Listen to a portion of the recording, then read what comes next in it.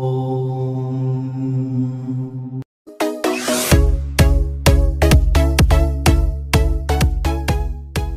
Everybody, मैं मुकुंद आप सबका स्वागत करता हूं हमारे PSRM स्टडी चैनल में। हम लोग आज करने वाले हैं क्लास 10th के ज्योग्राफी से life lines of national economy. Okay, देखिए हम लोगों ने इस चैप्टर के अभी तक 2 लेक्चर किए हैं। ठीक है, हम लोगों ने कल सेकेंड लेक्चर में डील किया था रेलवेज, पाइपलाइंस, वाटरवेज और एयरवेज। ठीक है, हम लोगों ने इंडियन रेलवेज के फीचर्स को देखा, उसके चैलेंजेस को देखा, उसके डिस्ट्रीब्यूशन को देखा। हम लोगों ने कल ये समझा कि फिजियोग्राफिक डिवीज़न, फिजियोग्राफिक, इकोनॉमिक और एडमिनिस्ट्रेटिव फैक्टर किस तरीके से रेलवे के एक्सपेंशन के लिए, रेलवे के डिस्ट्रीब्यूशन के लिए रिस्पॉन्सिबल है। ठीक है, हम लोगों ने कल देखा रेलवे के सामने कौन कौन से प्रॉब्लम्स है, रेलवे के चैलेंजेस कौन कौन से हैं। ठीक है ना। उसके बाद हम लोगों ने पाइपलाइंस के बारे में पढ़ा। पाइपलाइंस क्या होते हैं? पाइपलाइंस पहले वाटर के लिए यूज़ किए जाते थे शहरों में। ठीक है, आजकल pipelines natural gas, crude oils, इन सब के ट्रांसपोर्टेशन के लिए यूज़ किए जा रहे हैं। ठीक है ना। पाइपलाइंस में लिक्विड, गैस और सॉलिड को भी स्लरी फॉर्म में ट्रांसपोर्ट किया जा सकता है। पाइपलाइन का इनिशियल कॉस्ट थोड़ा ज़्यादा हो सकता है, लेकिन लॉन्ग रन में पाइपलाइन का जो कॉस्ट है वो प्रॉफिटेबल होता है। ठीक है, फिर हम लोगों ने वाटरवेज देखे। वाटरवेज कौन कौन से थे? हमारे 3 वाटरवेज थे। वाटरवे 1 देखा हम लोगों ने, जो गंगा रिवर में है इलाहाबाद से हल्दिया तक। फिर हम लोगों ने क्या देखा? नेशनल वाटरवेज 2 ब्रह्मपुत्रा में है और नेशनल वाटरवेज 3 जो केरला में था। ठीक है, फिर हम लोगों ने एयरवेज के बारे में डिस्कस किया। आज हम लोग डिस्कस करेंगे life lines of national economy में कम्युनिकेशन, फॉरेन ट्रेड और टूरिज्म को। ठीक है ना। देखिए, सबसे पहले बात करते हैं कम्युनिकेशन का। तो कम्युनिकेशन का मतलब तो हम लोग समझते हैं कि कम्युनिकेशन जब हम लोग कहते हैं तो हमारा मतलब क्या होता है? Exchange of information and ideas. ठीक है ना। कम्युनिकेशन जब हम लोग कहते हैं तो हमारा सेंस क्या बनता है? Exchange of information and ideas. ठीक है ना, और ओपिनियन। ठीक है, तो देखिए ये जो हमारा कम्युनिकेशन होता है, ठीक है, लाइफ लाइन्स ऑफ इकोनॉमी का मतलब हम लोगों ने पहले दिन ही डिस्कस किया था कि इसमें हम लोग 2 चीज़ें देखते चलेंगे। एक तो होगा हमारा ट्रांसपोर्टेशन और एक होगा हमारा कम्युनिकेशन। ट्रांसपोर्टेशन तो हम लोगों ने डील किया है, आज हम लोग कम्युनिकेशन में देखते हुए चलेंगे। कम्युनिकेशन जिसका मतलब क्या है? सूचना और विचारों का आदान प्रदान, exchange of information and idea. ठीक है, तो यहाँ पे हम लोग कम्युनिकेशन के डिफरेंट मोड को देखेंगे, जिसमें हमारे पोस्टल सर्विस आएंगे, जिसको हम लोग डाक सेवा कहते हैं। ठीक है, पोस्टल सर्विस आ जाएंगे, टेलीकॉम आएंगे। ठीक है, उसके बाद हमारे यहाँ पे प्रिंट मीडिया। प्रिंट मीडिया कहने का मतलब हमारा न्यूज़पेपर, आर्टिकल्स, ये सब आ जाएंगे। ठीक है, जर्नल्स आ जाएंगे। उसके बाद हम लोग देखेंगे और टेलीविज़न एंड रेडियोज़। ठीक है ना। तो कम्युनिकेशन में हम लोग ये चीज़ें देखने वाले हैं, postal services, telecom, print media, television, radio, ये सभी आ जाएंगे मोड ऑफ कम्युनिकेशन में। ठीक है, तो हम लोग एक एक करके देखते हुए चलते हैं। सबसे पहले हम लोग देखते हुए चलते हैं कम्युनिकेशन में पोस्टल सर्विसेज को। ओके, तो सबसे पहले हम लोग बात करते हुए चलते हैं पोस्टल सर्विसेज के। ठीक है, देखिए हमारा जो मोड ऑफ कम्युनिकेशन है, तो since ancient time there were various means of communication. ठीक है ना, हम लोगों ने पुराने ज़माने में कहानियों में पढ़ा है, ठीक है, या और जगह से हम लोगों ने एक्सपीरियंस किया है कि पुराने टाइम में कबूतर का यूज करते थे। ठीक है, या फिर आदमी के थ्रू मैसेज डिलीवर किया जाता था। ठीक है, सो इम्पोर्टेंस तो कम्युनिकेशन का उस टाइम पे भी था और हमेशा रहेगा। हम लोग अगर पोस्टल सर्विसेज की बात करते हैं, ठीक है, तो हमारा जो इंडिया का जो पोस्टल सर्विस है वो दुनिया में सबसे बड़ा पोस्टल नेटवर्क है। ठीक है, सो India has the largest postal services in the world. ठीक है, और हमारे यहाँ जो पोस्टल सर्विस के थ्रू कौन कौन सी चीज़ें हैंडल की जाती है, तो वो पार्सल होते हैं, साथ ही साथ रिटेन कम्युनिकेशन भी होते हैं। ठीक है, so through postal services parcels and written communications are handled. ठीक है, देखिए हमारे यहाँ जो पोस्टल सर्विस है उसमें हम लोग 2 तरीके से मेल देखते हैं। ठीक है, मेल मीन्स डाक आप कह लीजिए, एक फर्स्ट क्लास मेल होगा, एक सेकंड क्लास मेल होगा। और अगर इनके बीच डिफ्रेंशिएट करने को कहा जाए, फर्स्ट क्लास मेल और सेकंड क्लास मेल में क्या डिफरेंसेज है, तो फर्स्ट क्लास मेल में क्या क्या आते हैं? कार्ड्स आएंगे और एनवेलप्स आएंगे। ठीक है, first class mail include cards and envelopes, ठीक है, and it is airlifted between stations covering both land and air। जो फर्स्ट क्लास मेल होते हैं वो एयरलिफ्ट होते हैं और लैंड ट्रांसपोर्ट के थ्रू भी होते हैं, ठीक है ना। सो फर्स्ट क्लास मेल में क्या क्या आएंगे, कार्ड और एनवेलप आएंगे। It is airlifted between stations covering land and air. वहीं हम लोग सेकेंड क्लास मेल में क्या देखते हैं कि सेकेंड क्लास मेल में बुक्स आएंगे, पैकेट्स आएंगे, रजिस्टर्ड न्यूज़पेपर्स आएंगे, पीरियोडिकल्स आएंगे, ठीक है। सेकेंड क्लास मेल में ये सारी चीज़ें आएंगी। और जो सेकेंड क्लास मेल होते हैं those are carried by surface mail covering land and water transport, ठीक है ना, ठीक है। और देखिए हमारे इंडिया में क्विक डिलीवरी ऑफ मेल्स, ठीक है, to facilitate quick delivery of mails 6 mail channels have been introduced in large cities and towns, ठीक है। बड़े बड़े शहरों में डिलीवरी काफ़ी तेज़ी से हो, क्विक डिलीवरी के लिए 6 मेल चैनल स्टार्ट किए गए हैं। कौन कौन से वो मेल चैनल्स हैं आप अपने टेक्स्ट बुक में भी देख सकते हैं, ठीक है ना। 6 mail channels have been introduced recently to facilitate quick delivery. और वो चैनल कौन कौन है, they are called Rajdhani channels, metro channels, green channel, business channel, bulk mail channel और पीरियोडिकल चैनल, ठीक है। ओके, तो हम लोग ये 6 चैनल देख सकते हैं। एक चीज़ हम लोग समझते हुए चलेंगे, टाइप्स ऑफ कम्युनिकेशन, ठीक है ना। तो अगर हम बात करते हैं टाइप्स ऑफ कम्युनिकेशन की तो हम लोग 2 टाइप्स देखते हैं। एक हो गया हमारा पर्सनल कम्युनिकेशन, एक हो गया हमारा मास कम्युनिकेशन, ठीक है। कई बार इन दोनों के बीच में डिफरेंशिएट करने को आ जाता है। So you have to differentiate between personal communication and mass communication. तो हम लोग पर्सनल और मास कम्युनिकेशन को इस तरीके से डिफरेंशिएट कर सकते हैं। ओके, हम लोग पर्सनल कम्युनिकेशन की जब बात करते हैं तो personal communication are occurred between friends, relatives, individually यहाँ पे कम्युनिकेशन एक्सचेंज होगा। सो अगर हम इसका स्कोप देखेंगे तो पर्सनल कम्युनिकेशन का स्कोप क्या होगा, लिमिटेड होगा, ठीक है ना। जबकि इसका क्या होता है, इसका एक्सटेंडेड स्कोप होगा, काफ़ी वाइड स्कोप होगा, ठीक है।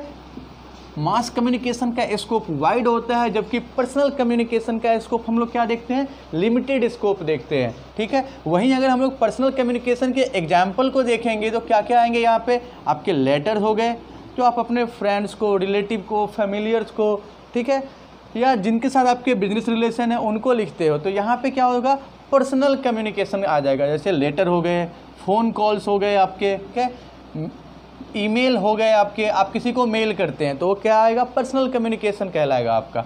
तो यहाँ पे या तो लोगों के बीच में होगा या किसी एक ग्रुप के मेंबर के बीच में कम्युनिकेशन होगा, इसका स्कोप लिमिटेड होगा। जबकि मास कम्युनिकेशन में क्या हो जाएगा आपका, आप न्यूज़पेपर देखते हैं तो न्यूज़पेपर में जो इन्फॉर्मेशन होता है वो शेयर किस में किया जाता है, बहुत बड़े नंबर में किया जाता है, ठीक है ना।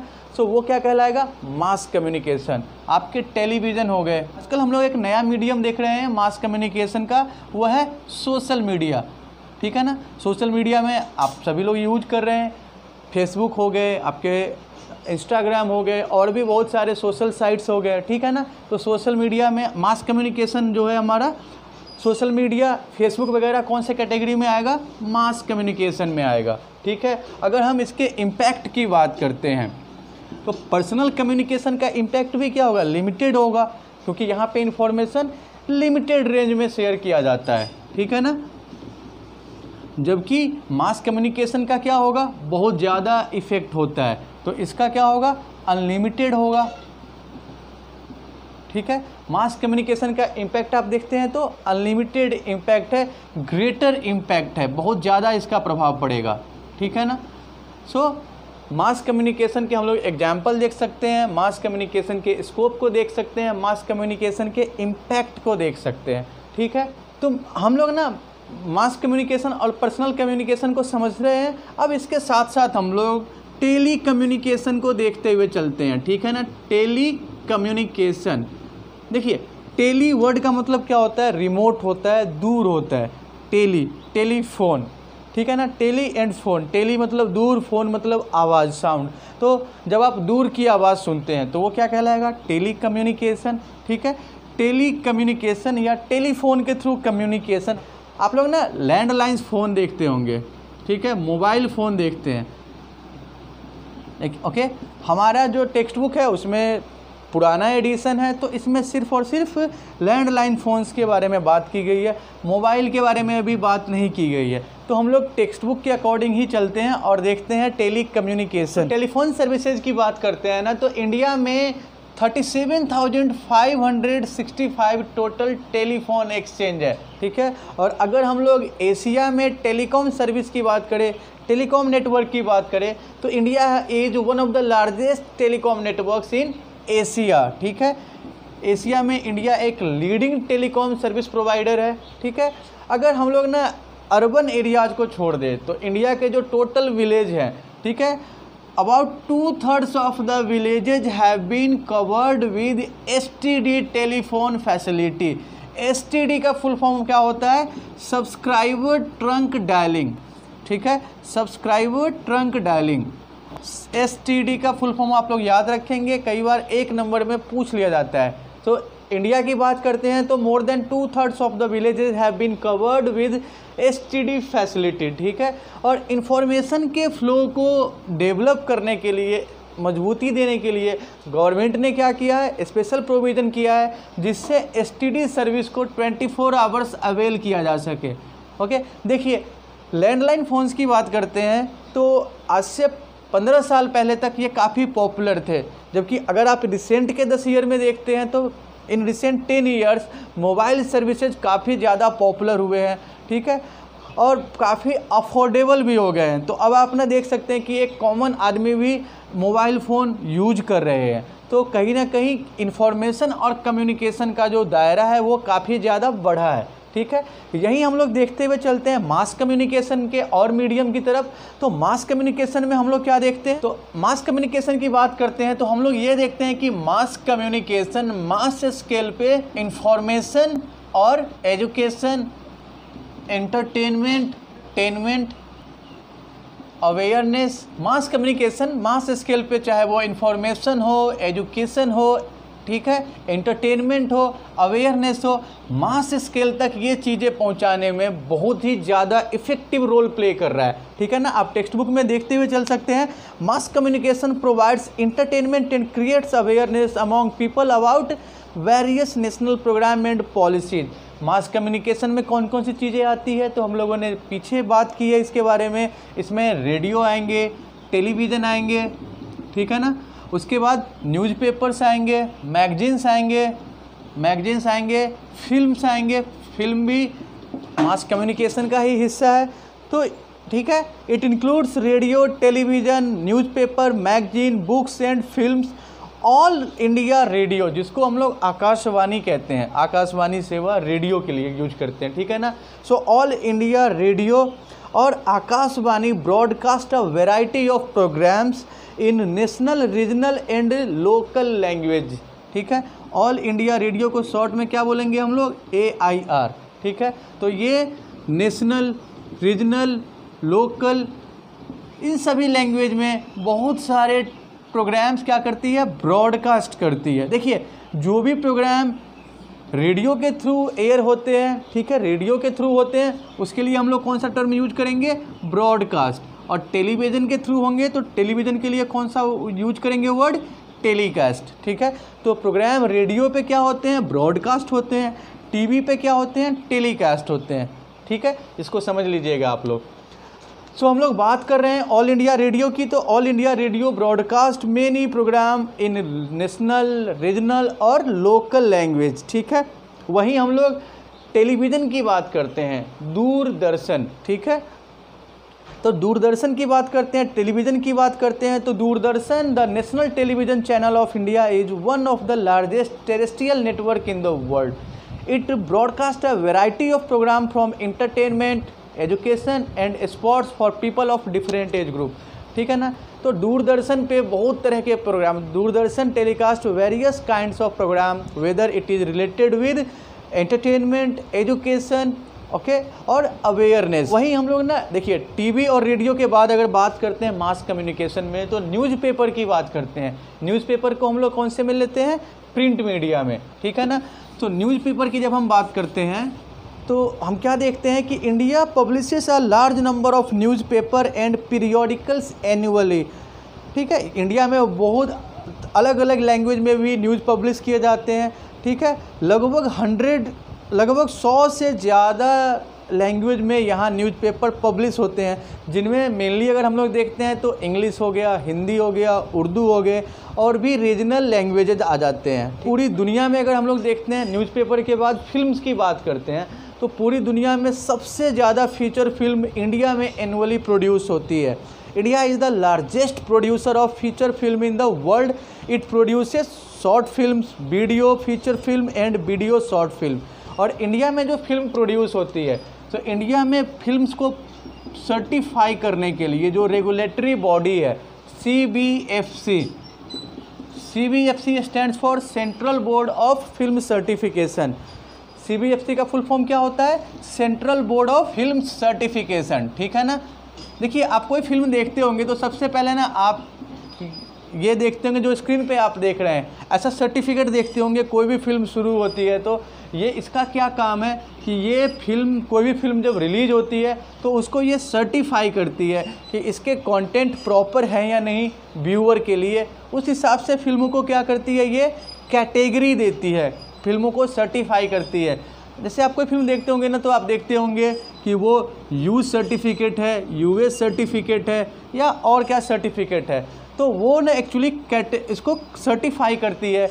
जैसे यूज सर्टिफिकेट है तो उसका मतलब क्या होगा कि ये यूनिवर्सल है, यानी हर एक एज ग्रुप के आदमी इसको देख सकते हैं, इसके कंटेंट प्रॉपर है, हेल्दी है। वहीं हम लोग अगर यूए की बात करते हैं तो इसका मतलब क्या होता है कि इसके कंटेंट कुछ ऐसे हैं कि अगर कोई बच्चा देख रहा है तो उसे अपने गार्जियन के साथ देखने चाहिए, ठीक है। वहीं अगर हम लोग ए सर्टिफिकेट की बात करते हैं तो उसके कंटेंट बच्चों के लिए नहीं होंगे, उसके कंटेंट ऐसे होंगे जो 18 ईयर्स से एबव हैं, 18 ईयर्स की एज अटेन कर चुके हैं, उनके लिए ये फिल्म बनाई जाती है, ठीक है। तो ये क्या करते हैं, फिल्मों को सर्टिफाई करते हैं। रेगुलेटरी बॉडी का नाम क्या है? CBFC, central board of film certification, ठीक है ना। तो मास कम्युनिकेशन में हम लोगों ने रेडियो, टीवी, न्यूज़पेपर और फिल्म्स को देख लिया, ठीक है। मास कम्युनिकेशन के बाद हम लोग बात करते हुए चलेंगे इंटरनेशनल ट्रेड्स की और उसके बाद टूरिज्म की। तो सबसे पहले हम लोग इंटरनेशनल ट्रेड्स को देखते हुए चलते हैं कि ट्रेड जब हम लोग कहते हैं तो ट्रेड कहने का मतलब हमारा क्या होता है? एक्सचेंज ऑफ गुड्स, ठीक है ना। Exchange of goods among people, among state और अमॉन्ग कंट्रीज, ठीक है। व्यापार का मतलब ये होता है कि जो गुड्स है वो एक्सचेंज किया जाता है, ठीक है। एक आदमी गुड्स लेता है, उसके बदले में वो पैसे देता है, ठीक है। यही दो कंट्री के बीच में होगा तो इस ट्रेड को हम क्या कहेंगे? International trade. जब ट्रेड एक नेशन के विदिन हो, एक नेशन के अंदर हो, तो वो कहलाएगा नेशनल ट्रेड, ठीक है। When trade is occurred between two nations और more than two nations, it is called international trade, ठीक है ना। सो हम लोग ट्रेड का मतलब समझ रहे हैं। Trade means exchange of goods among people, state और countries, and when trade occur between two countries or more than two countries, it is called international trade, ठीक है ना।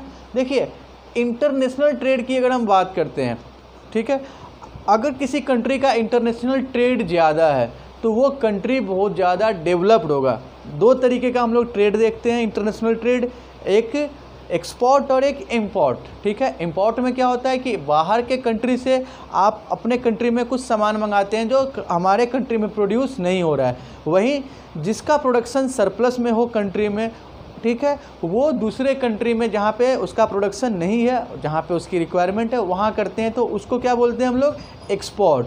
So when export is more than import, the economy is considered balanced. जब आपका export ज़्यादा होगा, import कम होगा, तो वो कंडीशन काफ़ी फेवरेबल माना जाता है, काफ़ी सूटेबल माना जाता है, ठीक है। तो जिस भी कंट्री के एक्सपोर्ट ज़्यादा होंगे वो कंट्री ज़्यादा डेवलप होगा।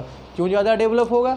क्योंकि उसको फॉरेन करेंसी का स्टॉक ज़्यादा होगा, ज़्यादा अर्निंग होगी, ठीक है ना। So advancement of international trade of a country is an index to economic prosperity of an economy. ये देखिए, ये लाइन काफ़ी इंपॉर्टेंट है, इससे रिलेटेड क्वेश्चन आते हैं हॉट्स वाले में। Advancement of international trade of a country is an index to economic prosperity of an economy.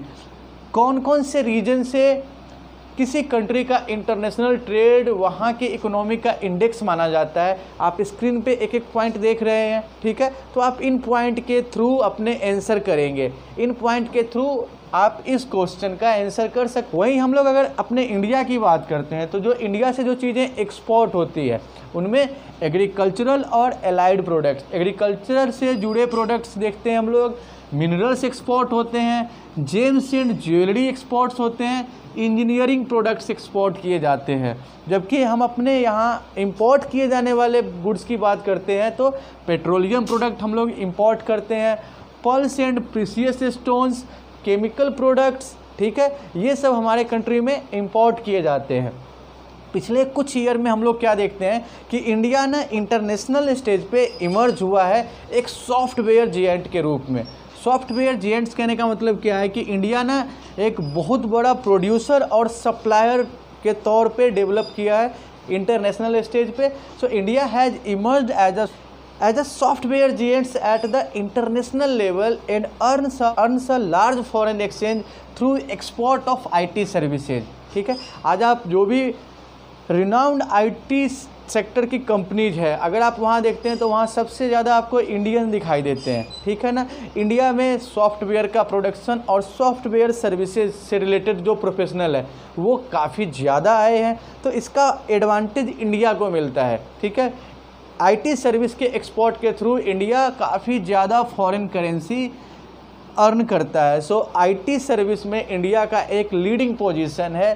ठीक है ना, सो हम लोग इंटरनेशनल ट्रेड को देख रहे हैं, अब हम लोग देखते हुए चलते हैं टूरिज़्म को कि किस तरीके से टूरिज़्म इंडियन इकोनॉमी को बूस्टअप करता है, किस तरीके से टूरिज़्म इंडियन इकोनॉमी को बढ़ाता है। ओके, फिर हम लोग ना टूरिज़्म की बात करते हुए चलते हैं। तो देखिए इंडिया जो है ना टूरिज़्म के मामले में इंडिया काफ़ी डेवलप हुआ है। लास्ट के अगर हम 3 डिकेड्स की बात करते हैं तो इंडिया में टूरिज़्म काफ़ी ज़्यादा डेवलप किया है, has grown substantially over last 3 decades. ठीक है ना, ये हम लोग देख रहे हैं कि पिछले 3 डिकेड्स में टूरिज़्म काफ़ी ज़्यादा ग्रो किया है इंडिया में। इंडिया में लगभग 2.6 मिलियन फॉरेन टूरिस्ट हर साल विजिट करते हैं। हम अगर टेक्स्ट बुक के अकॉर्डिंग बात करते हैं और टूरिज़्म का कंट्रीब्यूशन देखते हैं तो आप देख सकते हैं foreign tourist arrival in the country witnessed an increase of 23.5% during the year 2004 as against the year 2003 and contributed 21,828 crore of foreign exchange. ठीक है ना, टूरिज़्म का कंट्रीब्यूशन आप देख सकते हैं कितना है, 21,828 करोड़ है 2004 में। वही अगर आप ये फिगर देखते हैं 2019 में तो टूरिज़्म का कंट्रीब्यूशन टोटल हमारे GDP में 6.8% है और $194 बिलियन इंडिया अर्न करती है टूरिज़्म के थ्रू।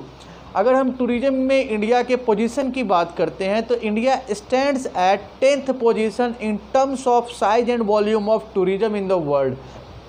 ठीक है, टूरिज़्म की अगर हम लोग आगे बात करते हैं ना तो अगर फीचर्स की बात करते हैं तो हम लोग क्या देखते हैं कि इंडिया में ऑलमोस्ट 15 मिलियन लोग इन्वॉल्व हैं टूरिज़्म में, 15 मिलियन लोग इंगेज्ड हैं टूरिज़्म में। और टूरिज़्म साथ ही साथ क्या करती है, नेशनल इंटीग्रेशन में भी हेल्पफुल है। Tourism also promotes national integration, okay, as well as tourism supports local handicrafts and promotes cultural understanding and exchanging। देखिए आप अगर किसी जगह पे जाते हैं, घूमने जाते हैं तो वहाँ के कल्चर से आप फेमिलियर होते हैं। सपोज आप लद्दाख गए घूमने तो वहाँ के कल्चर को आपने देखा, वहाँ के लोगों के लाइफ स्टाइल को समझा। आप नॉर्थ ईस्ट जाते हैं, ठीक है, तो वहाँ के लोगों के रहने के तरीके देखते हैं, वहाँ का कल्चर देखते हैं। तो जब हम कहीं जाते हैं तो उसके कल्चर को भी समझते हैं। ठीक है ना, हाँ, कल्चरल एक्सचेंज भी होता है। ठीक है, आपकी समझ भी बढ़ती है। So tourism supports local handicrafts and promotes cultural understanding and exchanging. ठीक है, देखिए इंडिया में जो फॉरेन टूरिस्ट आते हैं वो कौन कौन से पर्पस से आते हैं, तो इको टूरिज़्म। ठीक है, उसके बाद हम लोग देखते हैं एडवेंचर टूरिज़्म, एडवेंचरस जो स्पॉट्स होते हैं जैसे बंजी जंपिंग हो गए, ठीक है, माउंटेनिंग हो गए, राफ्टिंग हो गए, और भी अलग अलग तरह के स्पॉट्स हैं, एडवेंचर्स है, क्लाइंबिंग हो गए। तो इन सब पर्पस से भी इंडिया में टूरिस्ट आते हैं।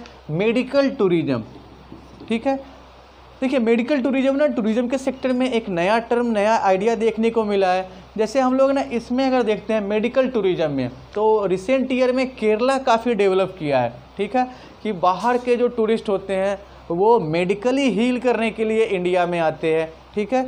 सो मेडिकल टूरिज्म हम लोग देखते हैं, बिजनेस टूरिज्म देखते हैं। There are sort of tourism. Foreign tourist visit India for eco tourism, adventure tourism, medical tourism, business tourism, ठीक है। और उसके बाद हम लोग क्या देखते हैं, अगर हम लोग इंडिया के इम्पॉर्टेंट टूरिज्म सेंटर्स की बात करते हैं तो राजस्थान हो गया। राजस्थान में आपको पता है बहुत सारे फोर्ट हैं। सो हेरिटेज टूरिज्म के हिसाब से राजस्थान काफ़ी इम्पॉर्टेंट है। लोग गोवा जाते हैं वहाँ के बीच को एंजॉय करने के लिए, सो वाटर स्पोर्ट्स के लिए, ठीक है। साइट सीइंग के लिए लोग गोवा प्रेफर करते हैं। नेचुरल सीनरी को देखने के लिए जम्मू कश्मीर प्रेफर करते हैं। वहीं साउथ इंडिया में बहुत ज़्यादा पुराने और बहुत ज़्यादा आर्किटेक्चर के हिसाब से बहुत ही शानदार टेम्पल्स है साउथ इंडिया में। So important centres of tourism in India is Rajasthan, Goa, Jammu Kashmir, temple towns of south India, ठीक है ना। तो देखिए आज की क्लास में हम लोगों ने कम्युनिकेशन, फॉरेन ट्रेड और टूरिज्म के बारे में जानकारी ली, इनके इम्पोर्टेंस को देखा और ये समझा है किस तरीके से इनका रोल हमारे इकोनॉमी के लिए काफ़ी ज़्यादा इम्पॉर्टेंट है। तो मैं उम्मीद करता हूँ कि आज के क्लास को आपने काफ़ी अच्छे से समझ लिया होगा। अगर फिर भी कोई प्रॉब्लम होती है तो आप अपने प्रॉब्लम, अपने क्वेश्चन कमेंट बॉक्स में शेयर कर सकते हैं। और अगर आपको यह वीडियो पसंद आया तो आप प्लीज़ हमारे चैनल को लाइक और सब्सक्राइब करेंगे। Thank you.